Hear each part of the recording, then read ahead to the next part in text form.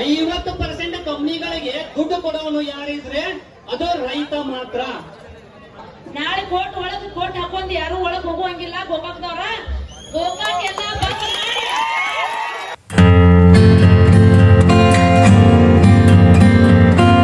Hi friends, ನಮಸ್ಕಾರ ಎಲ್ಲರಿಗೂ.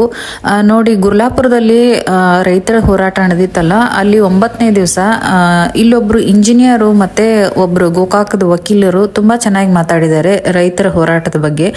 So ಅವ್ರದ್ದಿಬ್ರದು ಕೇಳ್ಬಿಟ್ಟು ತುಂಬಾ ಖುಷಿ ಆಯ್ತು. ನೋಡಿ ಎಷ್ಟು ಚೆನ್ನಾಗಿ ಮಾತಾಡಿದ್ದಾರೆ ಅಂದ್ರೆ ರೈತರ ಬಗ್ಗೆ ತುಂಬಾ ಚೆನ್ನಾಗಿ ಮಾತಾಡಿದ್ದಾರೆ. ಅವ್ರನ್ನ ರೈತರನ್ನ ಬೆನ್ನೆಲುಬು ಅಂತ ಯಾಕೆ ಕರಿತೀವಿ, ಮತ್ತೆ ರೈತರು ಯಾವಾಗ್ಲೂ ವಿಷ ತಗೊಳ್ಳುವಂತ ಪ್ರಯತ್ನವನ್ನ ಮಾಡಬಾರದು ಅಂತಕ್ಕಂಥದ್ದನ್ನ ಹೇಳಿದ್ದಾರೆ. ಹೋರಾಟಕ್ಕೆ ಜಯಸೇನೆ ಎಂದು ನಾನು ಮೊದಲಿಗೆ ಹಾರೈಸ್ತೀನಿ.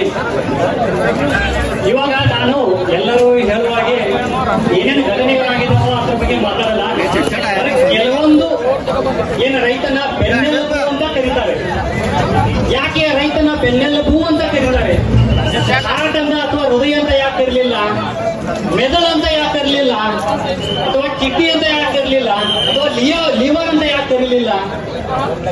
ಯಾಕೆ ಅವನ ಬೆನ್ನೆಲುಬು ಅಂತಾನೇ ಕರೀತಾರೆ?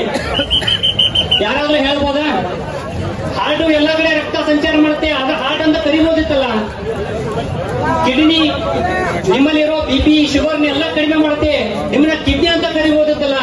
ಆದ್ರೂ ಬೆನ್ನೆಲುಬು ಅಂತಾನೆ ಯಾಕೆ ಕರೀತಾರೆ?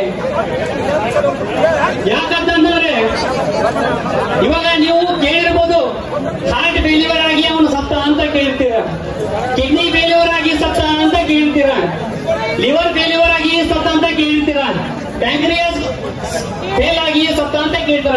ಯಾವತ್ತಾದ್ರೂ ಬೆನ್ನೆಲುಬು ಫೇಲ್ ಆಗಿ ಸತ್ತ ಅಂತ ಕೇಳ್ತೀರ?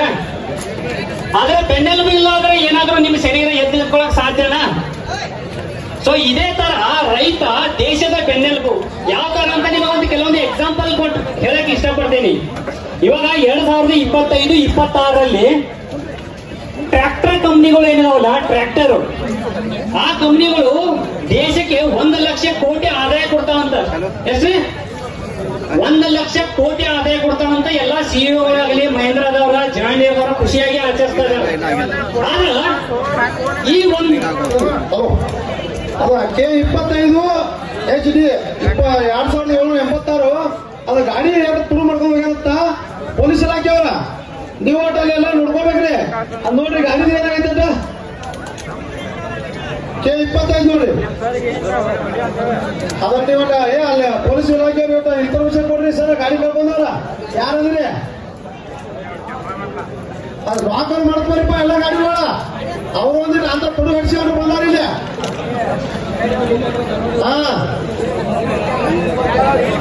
ಇಲ್ಲ ಅವ್ರ ಆ ಗಾಡಿ ಸಾಹೇಬ್ರ ಪೊಲೀಸ್ ಇಲಾಖೆ ಅವ್ರು ವಿನಂತಿ, ಗಾಡಿಗಳವರು ತುಡು ಮಾಡಾಕತ್ತೇನೆ ಅಂತ ಕಾಲ ಹಡಿಸಿ ಮಕ್ಕಳು ಬಂದಾರಿಲ್ಲ.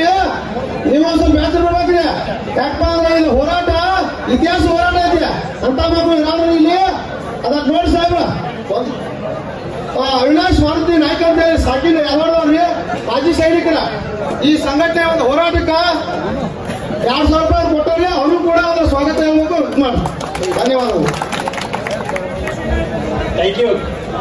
ಸೊ ನಿಮ್ಗೆ ನಮ್ಮ ಸ್ಟೋರಿ ಎಲ್ಲಿ ನಿಂತಂದ್ರ 1 ಲಕ್ಷ ಕೋಟಿ ರೂಪಾಯಿಯ ವ್ಯವಹಾರನ ಟ್ರ್ಯಾಕ್ಟರ್ ಕಂಪ್ನಿಗಳು ಮಾಡ್ತಾ ಇದಾವ ಅಂತ ಹೇಳಿ ನಿಮಗೆಲ್ಲ ಕೇಳೋದೇನಂದ್ರೆ, ಈ 1 ಲಕ್ಷ ಕೋಟಿನ ಅವ್ರಿಗೆ ಯಾರು ಕೊಡ್ತಾರೋ? ಇವಾಗೆಲ್ಲ ನೀವು ಟ್ಯಾಕ್ಸ್ ಕೊಡ್ತೀರಿ, ಅದು ಕೊಡ್ತೀರಿ, ಏನೇನೋ ಹೇಳ್ತಾ ಇದಾರೆ. ಬಟ್ ನೀವು ಕೊಡ್ತಾ ಇರೋದು ಯಾವ ಲೆವೆಲ್ದಾಗಿದೆ ಅಂತ ನಾನು ಹೇಳಕ್ ಟ್ರೈ ಮಾಡ್ತಾ ಇದ್ದೀನಿ. 1 ಲಕ್ಷ ಕೋಟಿ ಯಾರು ಕೊಡ್ತಾ ಇದಾರೆ ಇದನ್ನ? ರೈತರು ತಾನೇ ಟ್ರ್ಯಾಕ್ಟರ್ ಓಡಿಸೋರು. MP ಓಡಿಸ್ತಾನ, MLA ಓಡಿಸ್ತಾನ, ಸಾಫ್ಟ್ವೇರ್ ಇಂಜಿನಿಯರ್ ಓಡಿಸ್ತಾನ, ಅಥವಾ ಡಾಕ್ಟರ್ ಓಡಿಸ್ತಾರ? ಯಾರು ಓಡಿಸಲ್ಲ. ಹಂಗಾದ್ರೆ ಕಂಪ್ನಿಗೆ ದುಡ್ಡು ಯಾರು ಕೊಡ್ತಾರ? ರೈತರು ಕೊಡ್ತಾರ. ಇದು ಒಂದು ಕಂಪ್ನಿ ಬರೀ ಒಂದು ಟ್ರ್ಯಾಕ್ಟರ್ ಹೇಳಿದನ. ಈ ತರ ಪೈಪ್ಲೈನ್ಸ್ ಯಾರು ಮಾಡ್ತಾರೋ? ರೈತರು ಮಾಡ್ತೇವೆ. ಈಗ ಮೋಟರ್ ಪೆಟ್ಟಿಗೆ, ಅದಕ್ಕೆ ಮೋಟರ್ ಸ್ಟಾರ್ಟರ್ ಎಲ್ಲ ತಗೊಂಡಂತ L&T ಕಂಪ್ನಿಗಳಂತ ಕಂಪ್ನಿಗಳಿಗೆ ಸಪೋರ್ಟ್ ಯಾರು ಮಾಡ್ತಾರೋ? ರೈತರು ಮಾಡ್ತಾರ. ಸೊ ಇವಷ್ಟೇ ಅಲ್ಲ, ಏನ ರಾಸಾಯನಿಕದಾಗ ಬಂದ್ರ ಗೊಬ್ಬರ ಎಲ್ಲ ಯಾರು ಯೂಸ್ ಮಾಡ್ತಾರೋ? ರಾಸಾಯನಿಕ ಬಾಟ್ಲ್ಗಳು ನೀವು ನೋಡ್ತಿರಲ್ಲ, ಎಷ್ಟೋ BSc ಕಂಪ್ಲೀಟ್ ಮಾಡಿ ಮಾರಾಕಿಟ್ಟಿರ್ತಾರ. ಸೊ ಎಲ್ಲ ರಾಸಾಯನಿಕ ವಸ್ತುಗಳನ್ನ ಯಾರು ಕೊಂಡ್ಕೊಂಡು, ಕಸದ ಔಷಧ ಅಥವಾ ಕಬ್ಬಿನ ಔಷಧ ಅಂತ ಯಾರು ಕೊಂಡ್ಕೊಳ್ತಾರೋ? ಎಲ್ಲ ರೈತರು. ರೈತ ಈ ದೇಶದ ದೊಡ್ಡ ಕಸ್ಟಮರ್. ಯಾವ್ದಾ ಬಿಸ್ನೆಸ್, ಯಾವ್ದಾ ದೇಶ, ಯಾವ್ದಾ ಏನೋ ನಡಿಬೇಕಾದ್ರೆ ಕಸ್ಟಮರ್ ಬೇಕು. ಸೊ ದೊಡ್ಡ ಸುಮಾರು 3 ಪಟ್ಟು ಟ್ಯಾಕ್ಸ್ ಕೊಡ್ತಾನೆ ನೀವು. ಎಲ್ಲ ನಾರ್ಮಲ್ ಆಗಿ ಒಬ್ಬ ಇಂಜಿನಿಯರ್ ಆಗಿರ್ಬೋದು ಅಥವಾ ಒಬ್ಬ ಡಾಕ್ಟರ್ ಆಗಿರ್ಬೋದು ಒಂದು ಟೈಮ್ ಟ್ಯಾಕ್ಸ್ ಕೊಟ್ಟು ಸ್ವಲ್ಪ ಇನ್ಕಮ್ ಟ್ಯಾಕ್ಸ್ ಕೊಡ್ತಾರೆ. ಬಟ್ ಇವನ ಅವ್ರಿಗೆಲ್ಲ ಇನ್ಕಮ್ ಕೊಡ್ತಾನೆ. ನೀವೆಲ್ಲ ಅನ್ನದಾತ ಇದಾನ ಅದಕ್ಕ ಬೆನ್ನೆಲು ಬಂದಿರ. ಇವನು ಬರೀ ಅನ್ನದಾತ ಅಲ್ಲ, ಇನ್ಕಮ್ ದಾತ ಕೂಡ. 50% ಕಂಪ್ನಿಗಳಿಗೆ ದುಡ್ಡು ಕೊಡೋನು ಯಾರಿದ್ರೆ ಅದು ರೈತ ಮಾತ್ರ. ಸೊ ಇವಾಗ ಹೇಳಿ ನೀವು ಬೆನ್ನೆಲುಬು ಅಂತ ಹೇಳ್ತಾ ಇರೋದು ಬರೀ ಅನ್ನಕ್ಕಾಗಿಯಾ? ಅನ್ನದಾತ ಅಂತ ತಿಳ್ಕೊಂಡಿರ? ಇಲ್ಲ, ನಿಮ್ಮಿಂದ ಇನ್ಕಮ್ ಹೋಗುತ್ತೆ. ಇನ್ಕಮ್ ದಾತರು ಕೂಡ ನೀವೇ. ಇವಾಗ ಎಷ್ಟೋ ಕಂಪ್ನಿಗಳಾಗ ಕೆಲಸ ಮಾಡ್ತಾ ಇದಾರಲ್ಲ, ಅಲ್ಲಿ ಇಂಜಿನಿಯರ್ಸ್ ಆಗಿರ್ಬೋದು ಅಥವಾ ಮತ್ತೊಂದು ಇದ್ರು, ಅವರಿಗೆಲ್ಲ ಸ್ಯಾಲ್ರಿ ಅಥವಾ ಅವರಿಗೆ ಉದ್ಯೋಗವನ್ನು ಕೊಡ್ತಾ ಇರುವಂತವರು ರೈತರು. ಗೋಕಾಕದಿಂದ ಮಹಿಳಾ ನ್ಯಾಯವಾದಿಗಳು ಕೂಡ ನಮ್ಮ ಹೋರಾಟಕ್ಕೆ ಬೆಂಬಲ ಸೂಚಕ ಬಂದಿರೋರು, ಅವರಿಗೂ ಕೂಡ ತುಂಬಾ ತುಂಬಾ ಧನ್ಯವಾದಗಳು. ನಮ್ಮ ಎಲ್ಲ ಬಹಳಷ್ಟು ನಮ್ಮ ಮುಸ್ಲಿಂ ಬಾಂಧವರು ಕೂಡ ಇವತ್ತು ಮಾಲಿಂಗ್ಪುರದಿಂದ 200 ಜನ ಬಂದರು. ಅವರು ಕೂಡ ವ್ಯಾಪಾರಸ್ಥರಾಗಿರ್ಬೋದು, ಎಲ್ಲರೂ ಕೂಡ ನಮಗೆ ಬೆಂಬಲ ಸೂಚಕ ಬಂದರು. ಅವ್ರಿಗೂ ಕೂಡ ತುಂಬಾ ತುಂಬಾ ಧನ್ಯವಾದಗಳು. ಹಲೋ, ಈಗ ಪ್ರೇಮಾ ಚಿಕ್ಕೋಡಿ ಅವರು ವಕೀಲ ಮೇಡಮ್ ಅವರು ಒಂದೆರಡು ಈ ಹೋರಾಟದ ಅನಿಸಿಕೆ ಹೇಳಬೇಕೆ ಅವ್ರು ಕೇಳ್ತೀವಿ.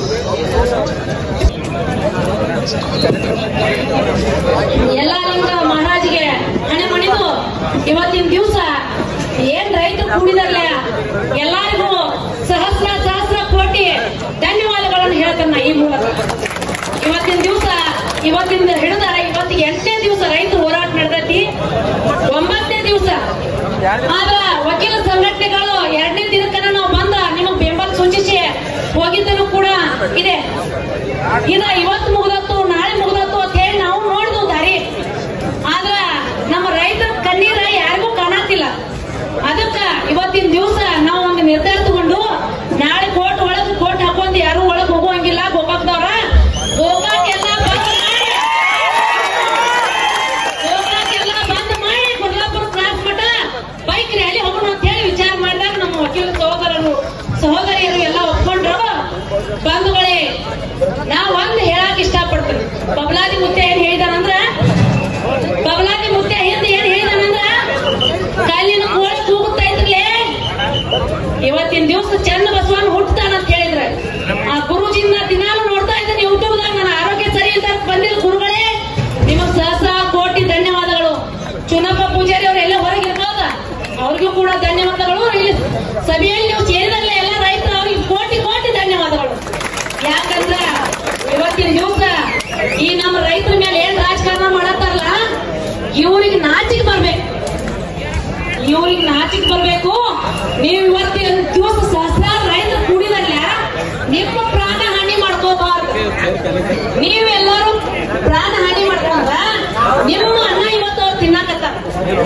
ನೀವು ವಿಷಯ ಕೊಡದ್ನ್ಯಾ, ಅವ್ರ ಕಾರ್ಯದೊಳಗೆ ಆಟಗಾಟ್ನ್ಯಾ ಇಂಥದ್ದು ಮಾಡಕ್ ಹೋಗ್ಬೇಡ್ರಿ. ಯಾಕಂದ್ರೆ ನೀವು ಒಂದು ಬೆವರಿನ ಹನಿ ನಿಮಗ ತಿನ್ನತಾರ. ಅವ್ರು ಹೆಚ್ಚಿನ ಅವ್ರ ಕಾರ್ನಾಗ ವಿಮಾನದಾಗ ಕೂತ ಅವ್ರು ತಿನ್ನೋದ, ನೀವು ಇಲ್ಲಿ ಜೀವ ಕಳ್ಕೊತಾರಿ. ಕಿವ್ಯಾಗ ಜೀವ ಕಳ್ಕೊತಾರಿ.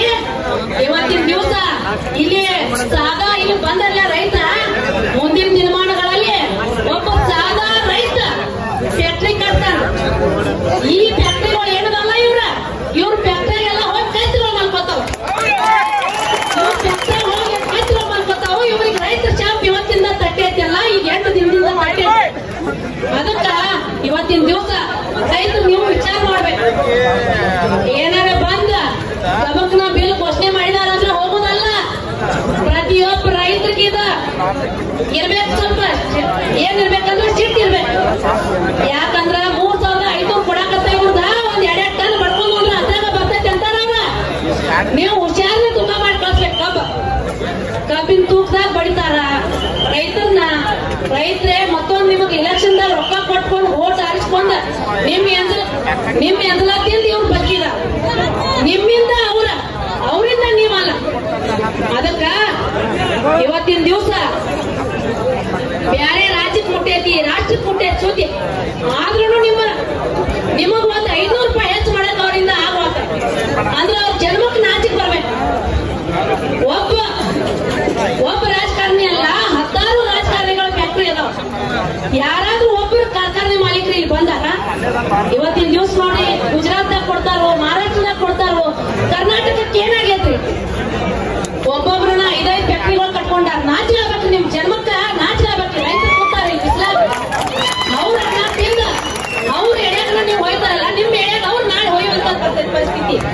ಅದಕ್ಕ ಇವತ್ತಿನ ದಿವಸ ಯಾರು ಹೋರಾಟಗಾರ ಆವೇಶಕ್ಕೆ ಹೋಗ್ಬಾರ್ದು, ವಿಷವನ್ನ ಕುಡಿಬಾರ್ದು. ನೀವು ಕಾನೂನು ಬದ್ಧವಾಗಿ ಹೋರಾಟ ಮಾಡ್ಬೇಕು, ಕಾನೂನನ್ನ ಗೌರವಿಸ್ಬೇಕು. ನೀವು ಎಲ್ಲರೂ ಕಾನೂನು ಮೂಲಕ ನೀವು ಇವತ್ತಿನ ದಿವಸ ಹೋರಾಟ ಮುಂದುವರಿಸಬೇಕು. ಇವತ್ತಿನ ದಿವಸ ನಾವು 4-5 ಮಂದಿ ಹೆಣ್ಮಕ್ಳು ಬಂದು ಹೊಣಬೇಡ್ರಿ. ಈ ಕಬ್ಬಿನ ಬೆಲೆ ಇವತ್ತು ನಿಗದಿ ಆಗಿಲ್ಲ ಅಂದ್ರೆ ಮಣಿಗೂ ಹೆಣ್ಮಕ್ಳು ಕಚ್ಚೆ ಹಾಕೊಂಡ್ ರಾಷ್ಟ್ರೀಯ ಹೆದ್ದಾರಿ ಬಂದ್ ಮಾಡ್ತಾವ ಅಂತಕ್ಕಂಥ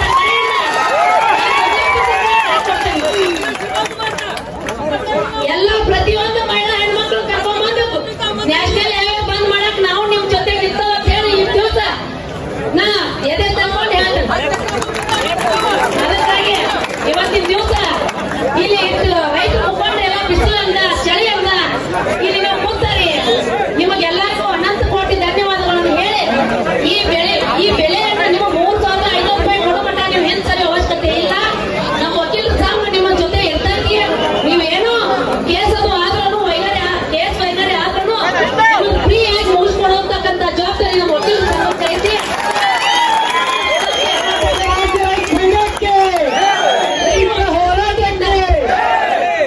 ಎಲ್ಲರೂ ಶಾಂತಿಯಿಂದ ನಿಮ್ಮ ಕೆಲಸವನ್ನು ಮಾಡಬೇಕು. ಯಾರು ಕೂಡ ರೈತರ ಆತ್ಮಹತ್ಯೆಗೆ ದುಡಿಸಬಾರ್ದು.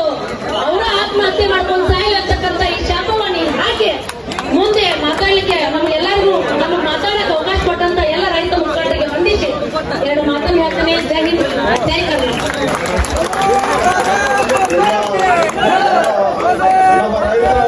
ನಮ್ಮ ಹೋರಾಟಕ್ಕೆ ನಮ್ಮ ಗೋಕಾಕದ ವಕೀಲರು ಬಂದ ನಮ್ಮ ಹೋರಾಟಕ್ಕೆ ಬೆಂಬಲಿಸೋದಕ್ಕೆ ಅವ್ರಿಗೆ ತುಂಬಾ ನಮ್ಮ ರೈತ ಹೋರಾಟ ವತಿಯಿಂದ ಧನ್ಯವಾದಗಳನ್ನು ಸಲ್ಲಿಸ್ತೀನಿ.